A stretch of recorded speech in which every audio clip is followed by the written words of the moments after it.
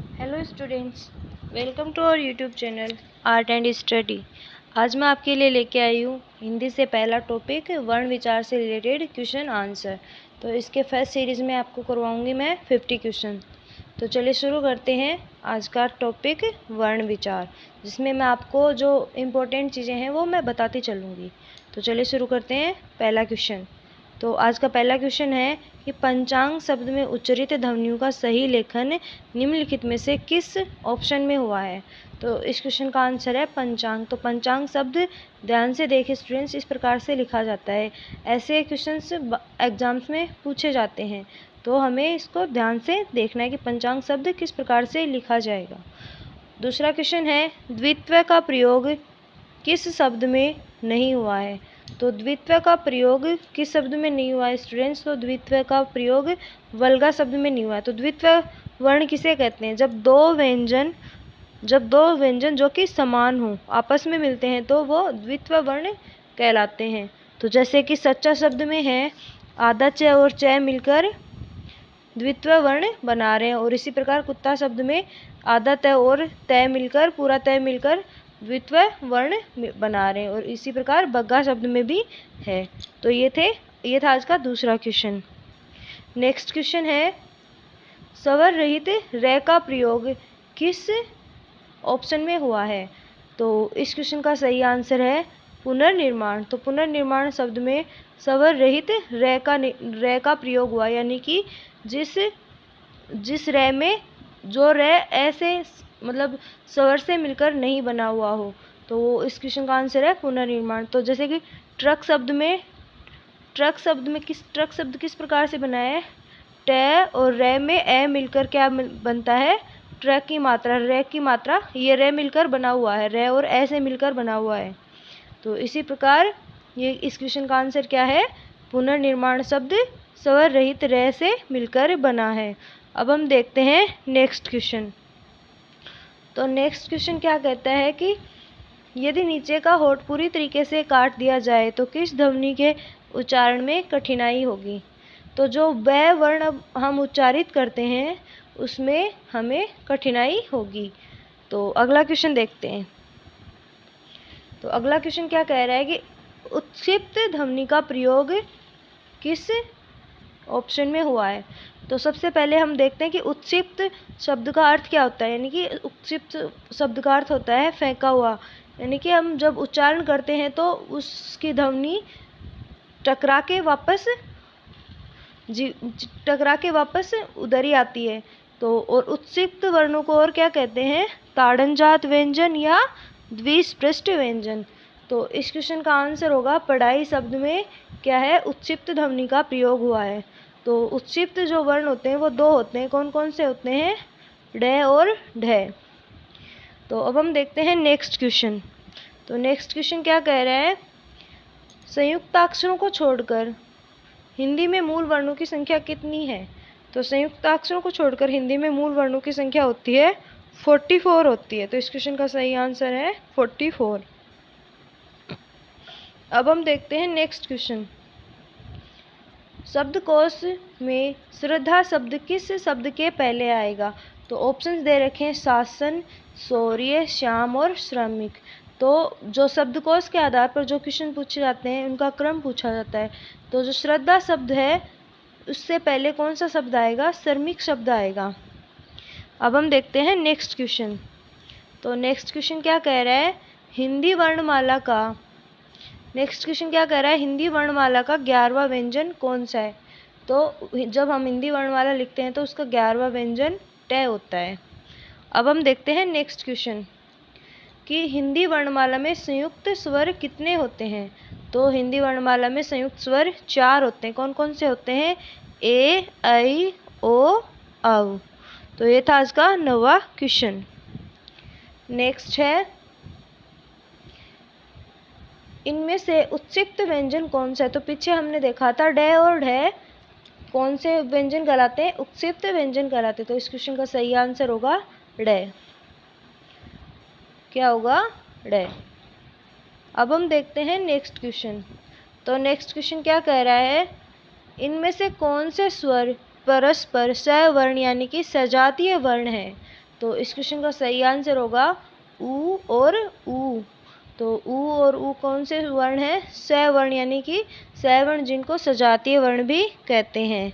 Next question है, हिंदी वर्णमाला में मुख्य यानी कि मूल स्वर कितने होते हैं? तो हिंदी वर्णमाला में जो मूल स्वर होते हैं 4 होते हैं। तो मूल स्वर किन्हें कहते हैं? वे वर्ण जो पूर्णतः स्वतंत्र होते हैं, यानी कि जो किसी भी वर्ण की सहायता से मिलकर नहीं बनते, वो क्या कहलाते हैं? मूल स्वर कहलाते हैं। तो मूल स्वर कौन कौन से हैं? ए, ई, ऊ और री। तो ये था 12वां क्वेश्चन। नेक्स्ट है, स्पर्श व्यंजनों की कुल संख्या कितनी है? तो स्पर्श व्यंजनों की कुल संख्या कितनी होती है? 25 होती है। तो 25 में कौन कौन से वर्ण आते हैं? यानी कि कै, चै, टे, तै और पै वर्ग के जो वर्ण होते हैं, व्यंजन होते हैं, वो स्पर्श व्यंजनों में शामिल होते हैं। तो ये था 13वां क्वेश्चन। नेक्स्ट है, भाषा की सबसे छोटी इकाई क्या होती है? तो भाषा की सबसे छोटी इकाई वर्ण होती है। नेक्स्ट है, निम्नलिखित में से कंठ तालव्य स्वर कौन से हैं? तो इस क्वेश्चन का सही आंसर है, जिनका उच्चारण स्थान है कंठ और तालु से मिलकर होता है, वो है ए और ऐ। तो ये था 15वां क्वेश्चन। नेक्स्ट है, निम्नलिखित में से अल्प प्राण वर्ण नहीं है। तो निम्नलिखित में से अल्प प्राण वर्ण कौन सा नहीं होगा? तो जो ख है वो अल्प प्राण वर्ण नहीं होगा। अब हम देखते हैं next question, question number 17। Question number 17 क्या कहता है कि तालव्य व्यंजन कौन से होते हैं? तो तालव्य व्यंजन ऑप्शंस के हिसाब से है कि च, छ, ज और झ तालव्य व्यंजन के उदाहरण हैं। तो ऑप्शन नंबर 2 है जो सही होगा। तो तालव्य व्यंजन कौन से होते हैं वर्णमाला में? जो च वर्ग होता है वो, और ये और शलजम वाला जो श होता है वो तालव्य व्यंजन होता है। अब हम देखते हैं नेक्स्ट क्वेश्चन, क्वेश्चन नंबर 18। तो क्वेश्चन नंबर 18 कहता है कि ए स्वर का उच्चारण स्थान क्या है? तो जब ए स्वर को हम उच्चारित करते हैं तो उसका उच्चारण स्थान होता है कंठ होता है। अब हम देखते हैं next question, question number 19। Question number 19 क्या कहता है कि किस वर्ण के उच्चारण में जिह्वा दांतों को स्पर्श करती है? तो जो तय वर्ण होता है, जब तय वर्ण को हम उच्चारित करते हैं तो जिह्वा दांतों का स्पर्श करती है। तो ये था क्वेश्चन नंबर 19। नेक्स्ट है क्वेश्चन नंबर 20। किस क्रमांक में ई स्वर का सही उच्चारण स्थान है? तो जो ई स्वर का उच्चारण स्थान होगा वो तालु होता है।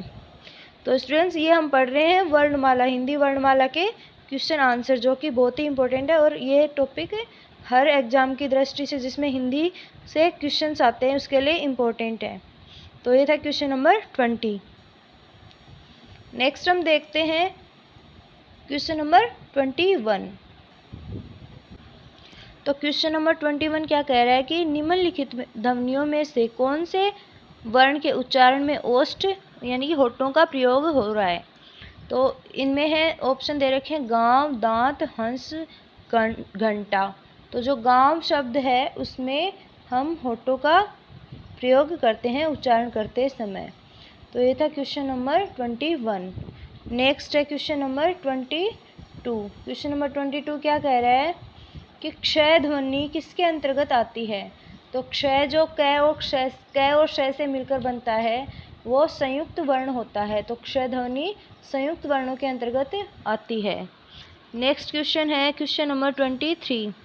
वर्ण कितने प्रकार के होते हैं? तो वर्ण 2 प्रकार के होते हैं। हम सभी जानते हैं कि स्वर और व्यंजन मिलकर वर्णों का, हमारी वर्णमाला का निर्माण होता है। तो नेक्स्ट क्वेश्चन है कि जो गे वर्ण होता है वो किसके योग से मिलकर बना हुआ होता है? तो इस क्वेश्चन का आंसर होगा ज और ये शब्द से मिलकर, ज और आधा ज और ये शब्द से मिलकर क्या बनता है? गे शब्द मिलता है। गे से ज्ञानी शब्द बनता है। अब हम देखते हैं नेक्स्ट क्वेश्चन 25। तो नेक्स्ट क्वेश्चन 25 क्या कहता है कि किस क्रमांक में सघोष व्यंजन है। तो सघोष व्यंजन कौन कौन से, इस क्वेश्चन के हिसाब से जो ये और रह होता है वो सघोष व्यंजन में आते हैं।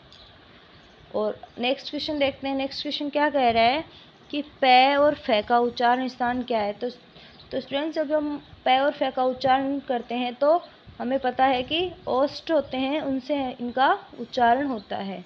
तो ये था क्वेश्चन नंबर 26। नेक्स्ट है किस क्रमांक में मूल स्वर है। तो हमने पीछे देखा था कि मूल स्वर 4 हैं, ए, ई, उ और ऊ। तो इसके हिसाब से कौन सा हुआ मूल स्वर, कौन सा होगा, ऊ।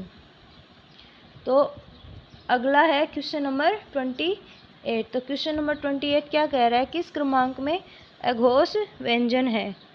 तो अघोष व्यंजन में, इसमें क्वेश्चन का आंसर क्या है, तय और टय अघोष व्यंजन के उदाहरण हैं। तो अघोष व्यंजन कौन कौन से होते हैं, जो प्रत्येक वर्ग का प्रथम व जो दूसरा वर्ण होता है, और जो से और से जो ये वर्ण होते हैं वो क्या कहलाते हैं, अघोष व्यंजन कहलाते हैं। नेक्स्ट क्वेश्चन है जिन स्वरों के उच्चारण में मुंह सबसे कम खुलता है उसे क्या कहते हैं। तो जिन शब्दों के उच्चारण में मुंह सबसे कम खुलता है वो है संवर्त स्वर कहलाते हैं। तो संवर्त स्वर के उदाहरण कौन से हैं, ई, बड़ी ई, ऊ और बड़ा ऊ मिलकर क्या बनाते हैं, संवर्त स्वर बनाते हैं। तो संवर्त स्वर की परिभाषा क्या होती है, जिन वर्णों के उच्चारण में मुंह सबसे कम खुलता है हमारा। तो ये था क्वेश्चन नंबर 29। तो नेक्स्ट क्वेश्चन है कि वर्ण किसे कहते हैं। क्वेश्चन नंबर 30 क्या है, वर्ण किसे कहते हैं। तो इस क्वेश्चन का सही आंसर होगा किसी भाषा की जो लघुत्तम सार्थक ध्वनियाँ होती हैं वो क्या कहलाती हैं, वर्ण कहलाती है। यानी कि भाषा की जो लघुत्तम, जिनका सार्थक प्रयोग होता है, उन ध्वनियों को क्या कहते हैं, वर्ण कहते हैं। तो ये था क्वेश्चन नंबर 30। अब हम देखते हैं नेक्स्ट क्वेश्चन, क्वेश्चन नंबर 31। तो री क्या है। तो री हम सभी जानते हैं री स्वर होता है, और स्वर कितने होते हैं, 11 होते हैं। नेक्स्ट क्वेश्चन है 32। रू वर्ण का विच्छेद किस प्रकार से होगा। तो जो रे और आधा रे और ऊ मिलकर क्या बनाते हैं, बड़ा ऊ मिलकर बनाते हैं, रू वर्ण बनाते हैं। अब हम देखते हैं नेक्स्ट क्वेश्चन, क्वेश्चन नंबर 33। तो क्वेश्चन नंबर 33 क्या कहता है कि जब रे किसी अर्ध व्यंजन के बाद आता है तो उस वर्ण में कौन सा स्थान मिलता है। तो जब रे किसी अर्ध व्यंजन के बाद में आता है तो उसे नीचे स्थान मिलता है। जैसे कि प्रकृति शब्द में जो आधा क प्रयोग हो रहा है, उससे आधा क के बाद में रे आ रहा है, तो उससे जो रे का स्थान है वो क के नीचे आया है। तो ये क्वेश्चन था क्वेश्चन नंबर 33। तो नेक्स्ट क्वेश्चन है क्वेश्चन नंबर 34। क्वेश्चन नंबर 34 क्या कहता है कि किस कर्म में अंतस्थ वर्ण नहीं है। तो जो है होता है वो अंतस्थ वर्ण नहीं होता। तो ये उष्म वर्ण का उदाहरण है। तो जो अंतस्थ वर्ण कौन कौन से होंगे, ये, रे, व, ल, जो 4 होते हैं ये अंतस्थ वर्ण कहलाते हैं। ये था क्वेश्चन नंबर 34। अब हम देखते हैं क्वेश्चन नंबर 35। तो क्वेश्चन नंबर 35 क्या है कि किस क्रम में स्पर्श संघर्षी व्यंजन है। तो जो 6 होता है वो स्पर्श संघर्षी व्यंजन कहलाता है। यानी कि जिन शब्दों का उच्चारण करने पर हमारी जिह्वा को संघर्ष करना पड़ता है और जिह्वा स्पर्श करती है, तो जो 6 वर्ग होता है वो स्पर्श संघर्षी व्यंजन कहलाते हैं। नेक्स्ट है क्वेश्चन नंबर 36। तो क्वेश्चन नंबर 36 क्या है कि पार्श्विक व्यंजन कौन सा है इनमें से। तो पार्श्विक व्यंजन क्या होता है कि जब जिह्वा हमारी तालू से टच होती है और जो साइड से पार्श्व यानी बगल से हवा निकलती है, तब वो वर्ण कौन सा वर्ण कहलाता है, पार्श्विक व्यंजन कहलाता है। तो जो लय होता है वो पार्श्विक व्यंजन का उदाहरण है। ये था क्वेश्चन नंबर 36। अब हम देखते हैं क्वेश्चन नंबर 37। 37 क्या कहता है, स्वर तंत्रियों के कंपन के आधार पर हिंदी वर्णमाला में व्यंजनों के 2 प्रकार बनते हैं, 2 वर्ग बनते हैं। वे कौन से होते हैं। तो जो स्वर तंत्रियों में कंपन के आधार पर हिंदी वर्णमाला को अघोष और सघोष व्यंजनों में विभक्त किया जाता है। तो ये था क्वेश्चन नंबर 37। अब हम देखते हैं क्वेश्चन नंबर 38। मन के भाव दूसरों को प्रकट करने का माध्यम है।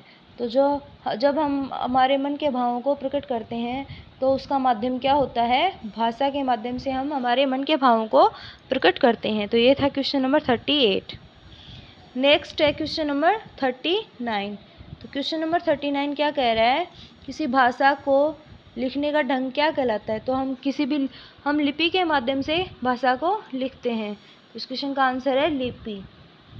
नेक्स्ट है क्वेश्चन नंबर 40। शब्द निर्माण की सूक्ष्मतम इकाई कौन सी होती है? तो शब्द निर्माण की सूक्ष्मतम इकाई, अब हम देखते हैं नेक्स्ट क्वेश्चन नंबर 41। तो वर्णों का व्यवस्थित समूह क्या कहलाता है? तो स्टूडेंट, जो वर्णों का व्यवस्थित समूह होता है वो हम सभी जानते हैं, उसको वर्णमाला कहते हैं। तो इस क्वेश्चन का आंसर है वर्णमाला। वर्णों के व्यवस्थित समूह को वर्णमाला कहते हैं। क्वेश्चन नंबर 42 क्या है? ए स्वर किस प्रकार का स्वर है? तो ए दीर्घ स्वर कहलाता है। अब हम देखते हैं क्वेश्चन नंबर नेक्स्ट 43। तो ई स्वर क्या है? तो हमने पीछे भी देखा है। तो ई स्वर मूल स्वर का उदाहरण है। अब हम देखते हैं नेक्स्ट क्वेश्चन नंबर 44। तो क्वेश्चन नंबर 44 क्या कहता है? तो क्वेश्चन नंबर 44 कहता है पै वर्ण का उच्चारण स्थान क्या है? तो पै वर्ण का उच्चारण स्थान होता है ओष्ठ होता है, यानी कि होठों से हम पै वर्ण का उच्चारण करते हैं। अब हम देखते हैं नेक्स्ट क्वेश्चन नंबर 45। तो क्वेश्चन नंबर 45 क्या कह रहा है कि जिनका उच्चारण स्वतंत्र रूप से किया जाता है उन्हें क्या कहते हैं? तो स्वर क्या कहलाते हैं? स्वरों का उच्चारण स्वतंत्र रूप से होता है। अगला क्वेश्चन है क्वेश्चन नंबर 46। 46 क्वेश्चन क्या कह रहा है कि दीर्घ स्वर का उदाहरण इनमें से कौन सा नहीं है? तो दीर्घ स्वर का उदाहरण इनमें से जो री स्वर होता है वो दीर्घ स्वर नहीं होता। नेक्स्ट है क्वेश्चन नंबर 47। तो क्वेश्चन नंबर 47 क्या कहता है कि अनुस्वार का प्रयोग कौन से शब्द में हुआ है? तो जो गंगा शब्द है उसमें अनुस्वार का प्रयोग हुआ है। नेक्स्ट क्वेश्चन है मूल स्वरों की संख्या कितनी है? तो मूल स्वर हिंदी में कितने होते हैं? 11 होते हैं। नेक्स्ट है क्वेश्चन नंबर 49। तो क्वेश्चन नंबर 49 क्या कह रहा है कि स्पर्शी व्यंजन होते हैं। स्पर्शी व्यंजन कितने होते हैं? तो स्पर्शी व्यंजन पीछे भी हमने देखा था 25 होते हैं। अगला क्वेश्चन है क्वेश्चन नंबर, और आज का लास्ट क्वेश्चन नंबर 50। मूल व्यंजनों की संख्या कितनी होती है? तो मूल व्यंजन हिंदी वर्णमाला में 33 होते हैं। तो ये था आज का हिंदी का पहला पार्ट, जिसमें हमने क्या देखा? वर्णमाला से संबंधित क्वेश्चन और आंसर्स। तो अगले 50 क्वेश्चन मैं नेक्स्ट वीडियो में लेके आऊँगी। I hope you like this video.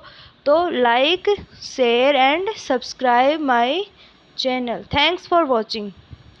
Thank you.